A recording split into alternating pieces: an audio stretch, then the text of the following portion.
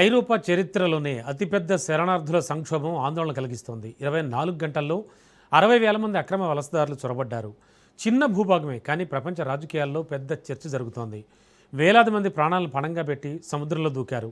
కొందరు అలలను దాటుకుని గమ్యానికి చేరారు. మరికొంతమంది అలసిపోయి సంద్రంలో ప్రాణాలు కోల్పోయారు. అసలు సెయూటా ఎక్కడుంది? ఎందుకు వేల మంది అక్కడికి ఎందుకు వెళ్ళారు?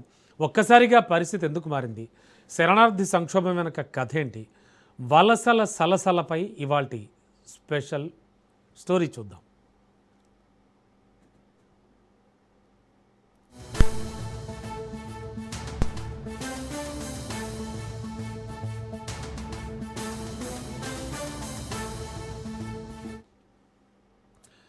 మొరాకో సరిహద్దు నగరమే సెయూటా. భౌగోళికంగా ఆఫ్రికాలో ఉన్న, రాజకీయంగా స్పెయిన్లో భాగమే. జిబ్రాల్టర్ జలసంధికి సమీపంలో ఉంది ఇది. ఆఫ్రికా దేశాలతో ఐరోపా సమాఖ్యకున్న ఏకైక భూ సరిహద్దు. అందుకే వలస వెళ్లడానికి సెయూటాను ప్రవేశ మార్గంగా భావిస్తూ ఉంటారు.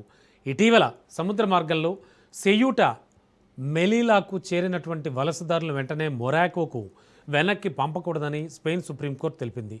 శరణార్థుల పరిస్థితిని పరిశీలించిన తర్వాతే నిర్ణయం తీసుకోవాలని ఆదేశించింది. దీంతో చట్టబద్ధంగా ఉండేందుకు అవకాశం కల్పిస్తారనే వాదంతులు వ్యాపించడంతో ఒక్కసారిగా వలసలు పెరిగాయి. ఒక్క రోజులోనే 60,000 మంది శరణార్థులు వచ్చారు.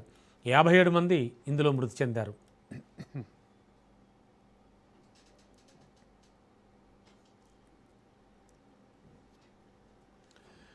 మొత్తానికి ఓవరాల్గా అసలు సెయూటాలో ఏం జరుగుతోంది, అక్కడ ఉన్న సిచ్యువేషన్స్ ఏంటి, స్పెయిన్ ఏమంటోంది? మరింత అదనపు సమాచారం అందించడానికి మా కరెస్పాండెంట్ సైదులు సిద్ధంగా ఉన్నారు. సైదులు, ఏం జరుగుతోంది? మొత్తానికి ఒక సరికొత్త చర్చ అయితే తెరపైకి వచ్చింది ప్రపంచవ్యాప్తంగా.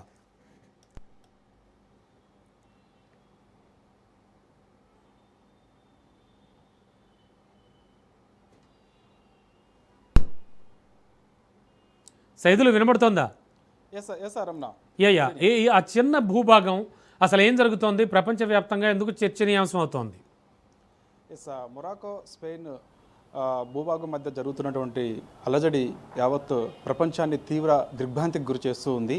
స్పెయిన్ భూభాగంలో ఉన్నటువంటి సెయూటా ద్వీపకల్పంలోకి పెద్ద ఎత్తున మొరాకో నుంచి వలసదారులు ఎక్కువగా వస్తూ ఉన్నారు. ఈ వస్తున్న సమయంలో సముద్ర మార్గం దాటుకుంటూ వస్తున్నప్పుడు పదుల సంఖ్యలో చాలామంది చనిపోతున్నటువంటి దృశ్యాలు చూసి యావత్ ప్రపంచం మొత్తం కూడా తీవ్ర దిగ్భ్రాంతిని వ్యక్తం చేస్తున్నటువంటి పరిస్థితి అక్కడ కనిపిస్తూ ఉంది. అయితే ఎందుకు పెద్ద మొత్తంలో మొరాకో దేశం నుంచి స్పెయిన్కి వస్తున్నారు, అసలు ఏం జరుగుతుంది అనేది ఒకసారి చూస్తే, మొరాకో దేశంలో చాలా వరకు అక్కడ నిరుద్యోగం ఎక్కువగా ఉన్నట్లు, యువతకు ముఖ్యంగా ఉద్యోగాలు లేక అనేక ఇబ్బందులు పడుతున్నటువంటి పరిస్థితులు ప్రస్తుతం మొరాకో దేశంలో ఉన్నట్టుగా కూడా మనకి తెలుస్తూ ఉంది. మొరాకో రాజు తన యొక్క యాన్యువల్ డే సందర్భంగా అక్కడ పట్టాభిషేకం చేస్తున్నప్పుడు ఆయన ఒక నిర్ణయానికి వచ్చినట్టు తెలుస్తుంది. ఎందుకంటే మొరాకో దేశంలో ఉద్యోగాలు లేక యువత ముఖ్యంగా పక్కదారి పడుతున్నప్పుడు, అనేక వాళ్ళు నేరస్తులుగా మారుతున్నప్పుడు, వారందరినీ కూడా చిన్న నేరస్తులుగా మారినప్పుడు వారందరినీ కూడా జైల్లో వేసిన సందర్భం అందరికీ తెలుసు. సో ఎప్పుడైతే మొరాకో రాజు ఆయన పట్టాభిషేకం యాన్యువల్ డే సందర్భంగా ఆయన ఒక నిర్ణయానికి వచ్చారు.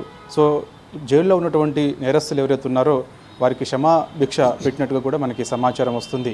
సో ఇది అధికారికంగా ఈ విషయాన్ని బయటికి చెప్పినప్పటికి కూడా విశ్వసనీయ వర్గాల ద్వారా ఈ సమాచారం ప్రపంచవ్యాప్తంగా తెలుస్తూ ఉంది. ఎందుకంటే ఆ యొక్క నేరస్తులు, పెద్ద ఎత్తున నేరస్తులు బయటికి వాళ్ళ క్షమాభిక్ష పెట్టినప్పుడు వారందరూ కూడా జైల్లో నుంచి విడుదలైన తర్వాత, సో ఇక్కడ మేము ఉండలేము, బతకలేము అని ఒక నిర్ణయానికి వచ్చినప్పుడు వారందరూ కూడా పెద్ద ఎత్తున మొరాకో దేశం నుంచి సెయూటా నగరానికి వచ్చేలా ప్రయత్నం చేస్తున్నట్టు తెలుస్తుంది. సో ఇక సుప్రీంకోర్టు, స్పెయిన్ దేశ సుప్రీంకోర్టు చాలా కీలకమైనటువంటి నిర్ణయం ఒకటి చెప్పింది. ఏంటి ఆ నిర్ణయం అంటే, ఎవరైతే భూభాగం నుంచి మనకి కంచె ద్వారా దాటి వచ్చే వారైతే ఉంటారో వారిని మాత్రం ఎట్టి పరిస్థితుల్లో కూడా ఎందుకు వస్తున్నారు ఏంటి అనేది కూడా పట్టుకోవాల్సిందే, వారిని అడగాల్సిందే, శిక్షించాల్సిందే అని చెప్పేసి కూడా స్పెయిన్ సుప్రీంకోర్టు చెప్పింది. కానీ ఎవరైతే సముద్ర మార్గం నుంచి వస్తున్నారో వారికి ఇది వర్తించదని కూడా చెప్పడంతో పెద్ద ఎత్తున సముద్ర మార్గం నుంచి ఈ యొక్క సెయూటా నగరానికి వచ్చేందుకు కూడా చాలామంది ప్రయత్నం చేస్తున్నట్టు తెలుస్తుంది.